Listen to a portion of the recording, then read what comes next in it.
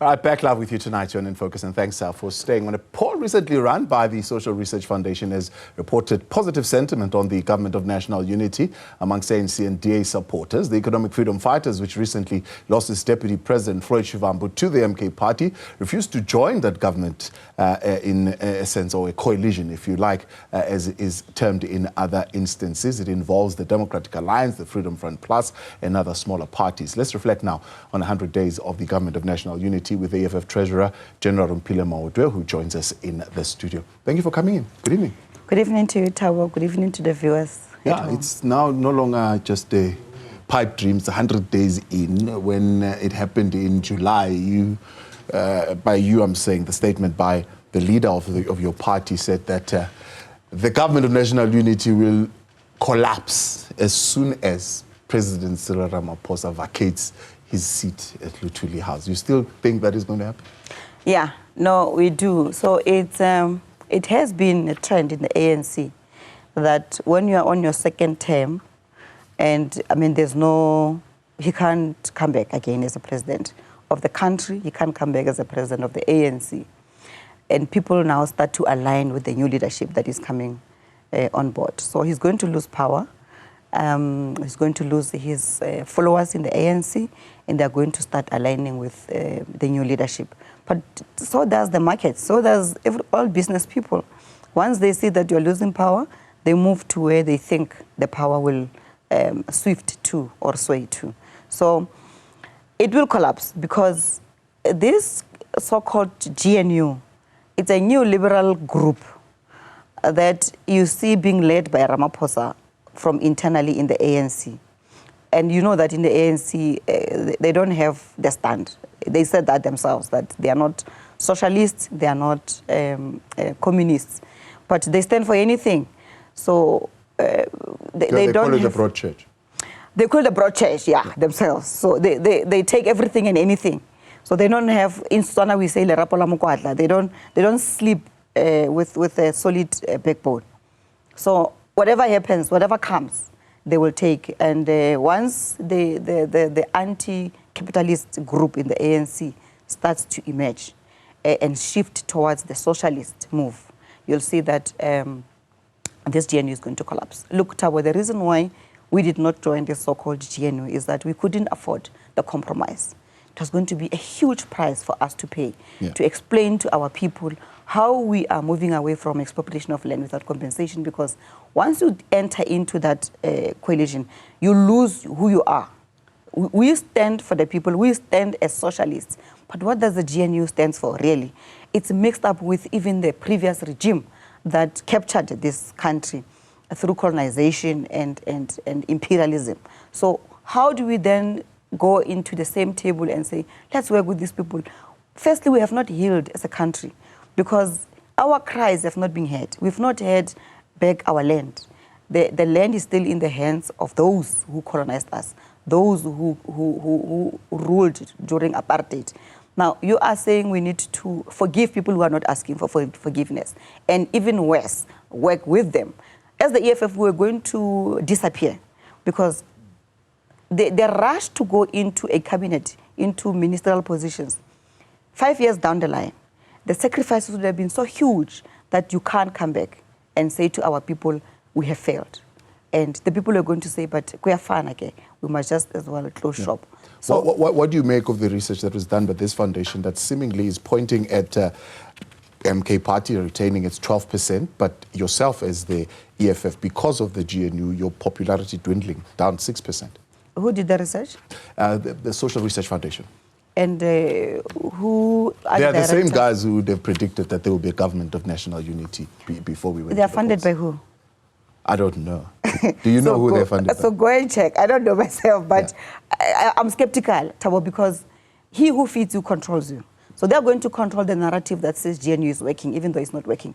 We're going to talk now about the initiatives of this very same GNU, and I'm going to pin holes on those initiatives to show you that the same people you are talking about who says GNU is doing quite well, it's actually not true. Yeah. So you ask yourself, who is funding these people?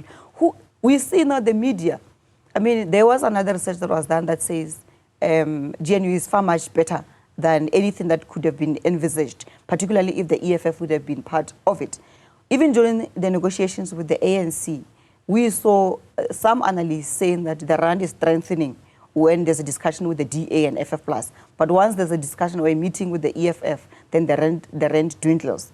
So you ask yourself, this management of the rand and the currency really is to put threats in anybody who would want to form a coalition with the So the EFF. you're saying that anybody who becomes part of this GNU loses their identity, so to speak. So are you saying, for example, is the DA willing to embrace this marriage at all costs, to the point where they are willing to stomach Pala, they're willing to stomach Justice Minister, they're willing to stomach the NHI, they're willing to stomach the Bella Act and so on and so forth? Is the DA at that point, or is Helen Zille still ready to press the eject button? No, they're doing that. They are in the GNU with NHI bill having been passed into law. They are in the GNU having threatened Ramaphosa that if you sign the Bella bill, we're going to pull out. Have they pulled out? No. But something that must also be taken out of that, Thabo, which we are going to lobby in the EFF to take it to the ethics committee, is Ramaphosa's behavior. You can't undermine parliament. The Bella bill went through all the processes, including public hearings. Then came back to the committees, went back to parliament, was voted by overwhelming majority of parliament to pass it into law.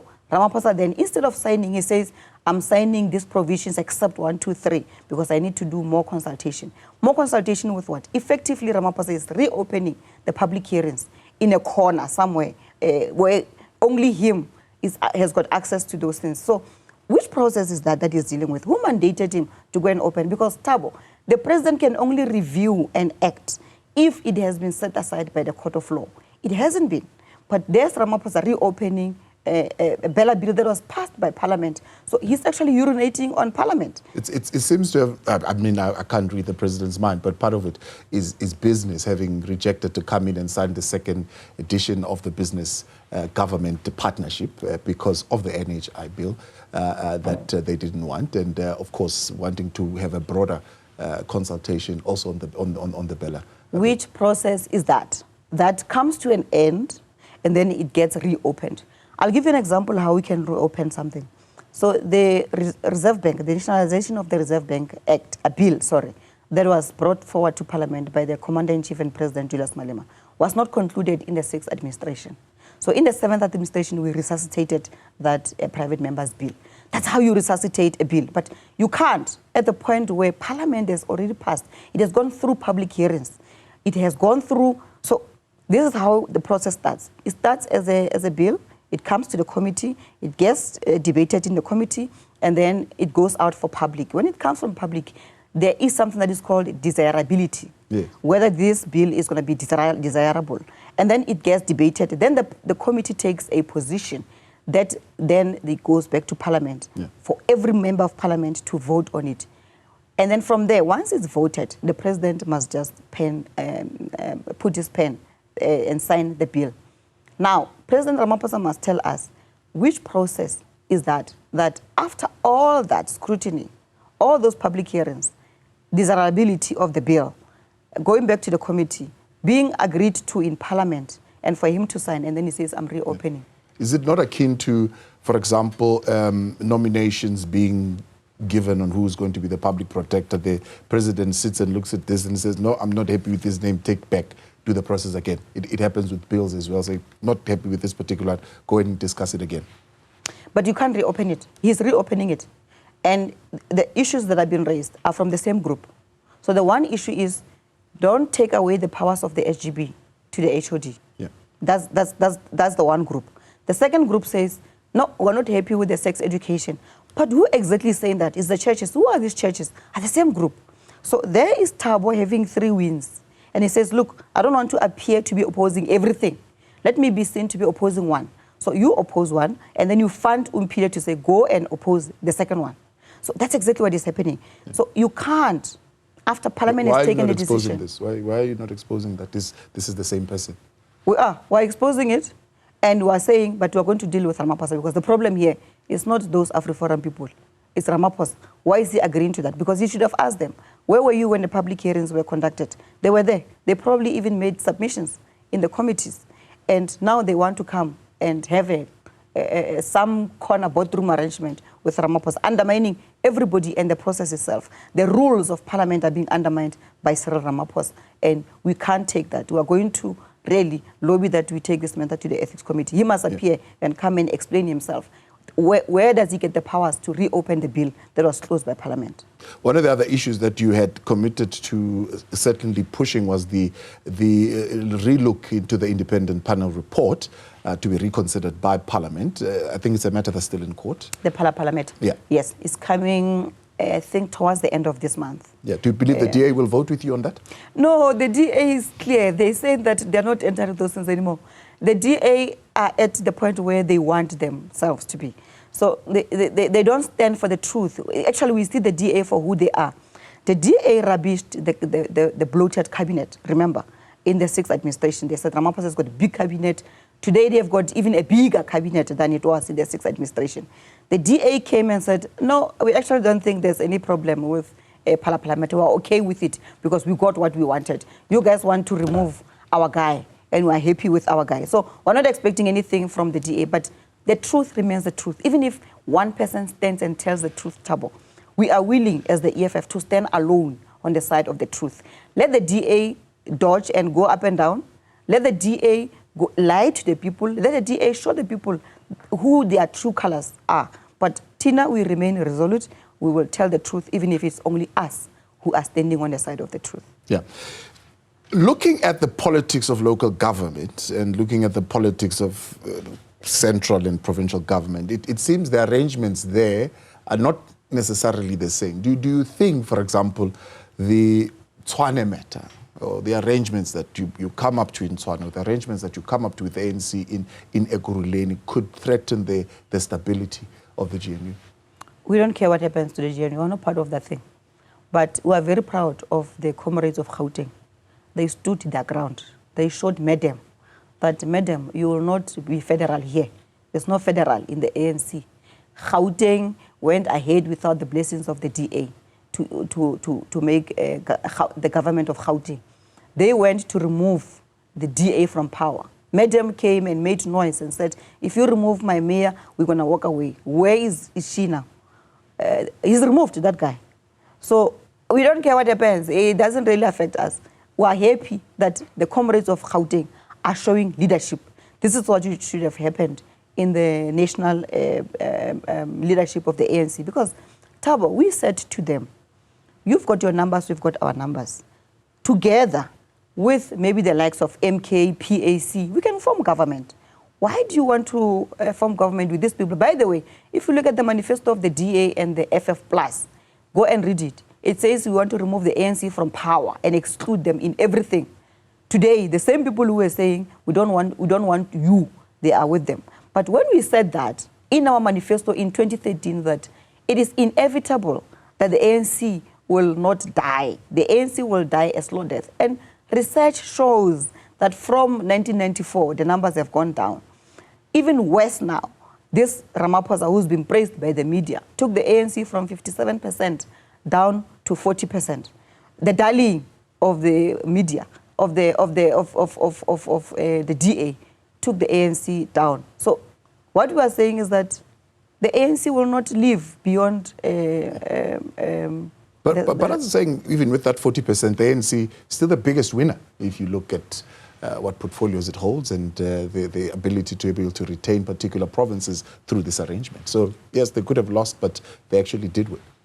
They came through the back door. They lost power, Thabo. They are not the majority in parliament. That is the reality.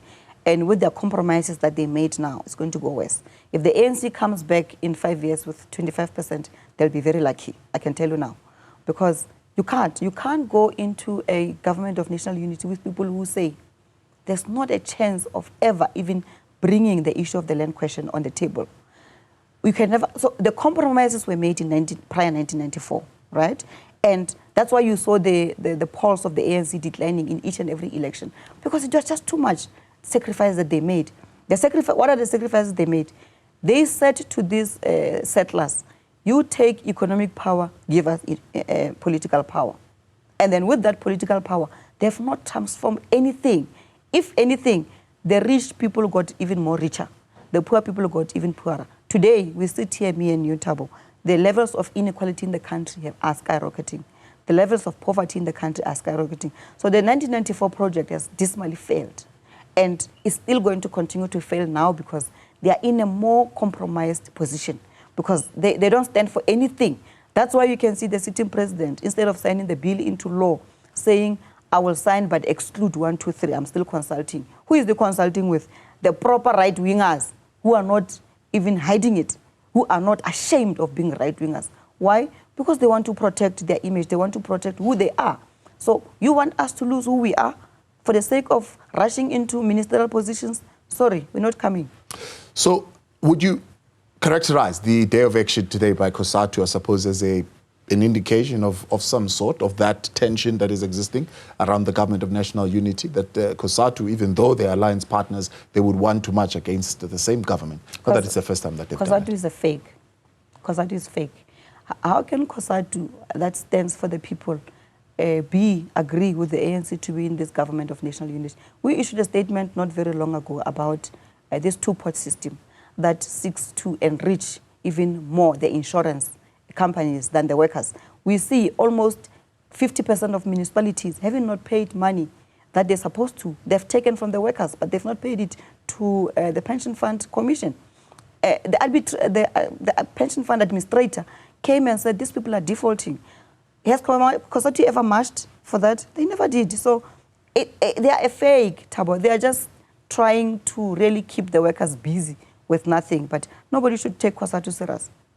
Let's talk then about some of the things that they say this GNU has achieved so far, energy being one of them, the signing of the second iteration of the business and government partnership being another one, and it's set to be looking at your favorite topic, freight, and looking at fixing that. What do you make of that achievement? So, Thabo, we look at the priorities that they make, these people in the GNU. All of them, they spoke about creation of jobs. So let's start with jobs, which is one of their priority initiatives.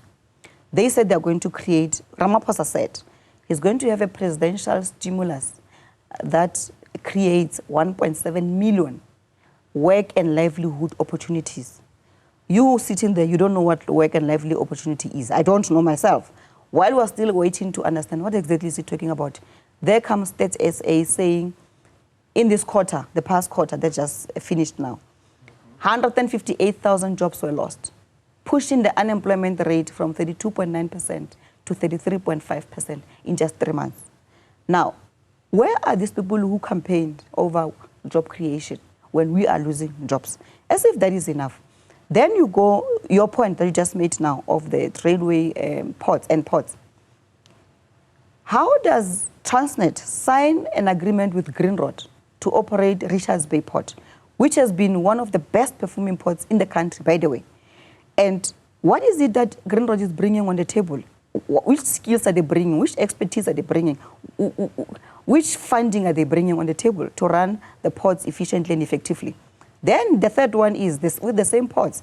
You see ICTSI, some company from Philippines that is now being contracted to manage the port of Durban. Durban port used to be the #1 best performing port in the continent. Right. So what is this Philippine company bringing on the table? I'm told it's clearing the backlog, at least from the last conversation. It's man-made, Thabo. It's man-made. That's how capitalism works. Go and destroy that thing, create chaos, and frustrate everybody so that we can be seen to be doing something. Now, let's talk about this company that they brought to Durban. Who is this company from Philippines? Because if you look at the top 10 best performing ports in the world, out of 10 of them, 8 is China. Yeah. And then you've got Singapore, you've got Dubai. Why didn't Transnet go to at least learn from China? Bring the expertise from China, bring the experience from China. Do we want China, do we want Dubai, or do we want results? What exactly are we doing? No, they're privatizing our railways and ports to their own friends. That's what I'm trying to give. I agree they say Durban is backlogged, so they want to unlock the backlog. They want to bring the best system in the world. Which best system in the world? When Philippines is not anywhere near the top 20 best performing.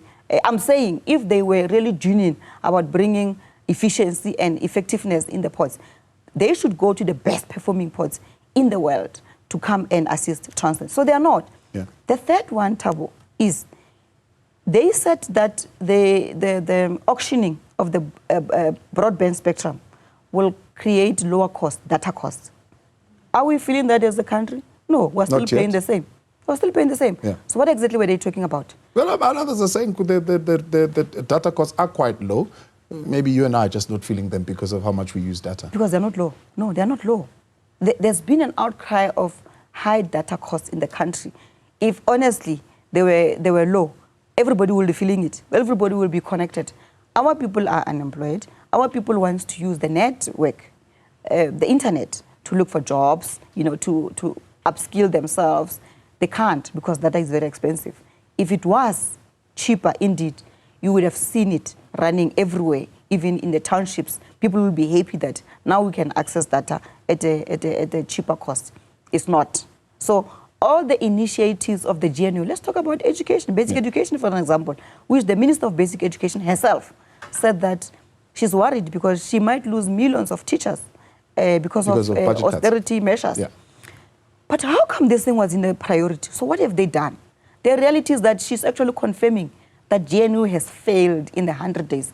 Thabo, when you come into a new space, you want to assure the people that you can deliver services. So your 100 days, you give it your best shot. There's no other time to give a best shot than your 100 days. If I become a CEO tomorrow of a company, I go and craft my own strategy and say, this is where we are. I want to move to a certain point. This is how I'm going to move to that second point. You make sure that the 100 days, the first 100 days in office, you make your mark. Because that's what is going to be left. So let's look at the 100 days of Home Affairs, Department of Labor. They've conducted raids. They've uncovered a whole lot of undocumented people working at companies. Others are operating businesses and not complying with health and occupational standards and so on and so forth. Of course, the DA ticking that and saying, look, our ministers are there in the government of national unity, are doing the work. We've been doing that. It's not a new thing. It's been happening. We know, me and you, that there are undocumented foreign nationals. We know that they use, we even asked, by the way, in Parliament to have a commission of inquiry on the farm workers, because we know that they employ foreign nationals who are not documented so that they can exploit them and not pay them proper wages and give them the benefits. So we've been raising that matter. There's nothing new. They're just making the noise because they've got the airtime to do that. They own the media space, and therefore they will want to be seen to be doing something exceptionally extraordinary. But the reality is that we pointed out those issues, that this is the problem. And they know, even ANC themselves, they know that they've been having those issues. So there's nothing new that the DA is doing, except really to be playing with the media, to be seen as if they're doing something, but they're not doing anything. Finally, I mean, looking at what we have been seeing, at least on social media, I don't know to what extent is it affecting your organization, is a number of EFF members, what do you call it, diverting to MK party, one of them being one of the leaders in Limpopo, which I saw now recently. Are you worried at all as a party, the state of the party, with the MK coming into play? No, look at the people who are leaving. It's the people that are useless. We rejected them. That chairperson of Limpopo has not given us anything. The fellow who left us, who used to work with us here at the head office, he thinks so big of himself. The reality is that it's not going to help them with anything. We know, we are there, Thabo. We just won't say these things to the public, but we know these people, they will be seen for who they are. Let them continue talking lies and promising things. The EFF is intact. Actually, we had them to a CCT meeting 2 weeks after that fellow left, and we said, look, we are very strong as the EFF because he left alone. There hasn't been any significant person who left. Who are the people who left? It's the people that we removed even during the elections of 29 May because they were not adding any value. Us as the EFF, we are accountable to the people. You must ask yourself every day when you wake up, what am I bringing on the table of EFF? We don't harbor around with people who are lazy, who don't add any value. We've got so many problems in the country. We want to resolve the problems of this country. How is this going to affect your relationship in the Progressive Caucus? I think that's what it's called, because the MK party is there. We signed the charter remains, and the charter guides how we operate and how we manage our affairs. And for as long as what we do doesn't tamper with the charter, we're fine. I mean, there was CIC, the President Julius Malema, who went to fight for Judge Klope in the JSC just last week. So we're fine. We've got the charter. We are not being ruled by emotions. Yeah. For as long as it's like the EFF, we've got the founding manifesto. For as long as we have not deviated from our founding manifesto, no one can come and claim that. I'm out of time, but you brought it up, so I've got to ask you, what is your feeling on the resignation of Judge Hlophe from his seat at the JSC? It's none of our business. What MK does, it doesn't really. But you protested for him to be included. Now he has taken this tactical move to resign himself from It was a principled protest. So it doesn't matter who it happens to. If there's an injustice Thabo, against you here at Newsroom, we're going to fight for you. If we feel that the employer, because the employer has got an upper hand on you. So if there's an injustice happening on you, we will defend you with everything. So that was the principled approach by the EFF president to say, look, an injustice has been peddled against one of our own. Doesn't matter whether it's from MK, but this is our fellow black brother. It's wrong what is happening, because you can't say you can't participate in the JSC when you have agreed for him to be a member of parliament. Once you become a member of parliament, you must enjoy all the benefits of being a member of parliament. I'm a member of the Magistrates Commission. I can't be told that, no, because of your previous relationship or activities, therefore you can't be. Yet I'm a member of parliament and I was voted for in parliament. It's wrong. But so that was the principled approach to say that. But what he does after that doesn't really concern us. Peter Maotwe, I appreciate your time as always. Thank you very much for coming in. That's the Treasurer General of the EF. Time always flies. You know, Pile's in the studio. There's still a lot to cover, but we'll never get to it. We'll bring her back again at some later stage. All right, news continues at top of the hour. Stay with us.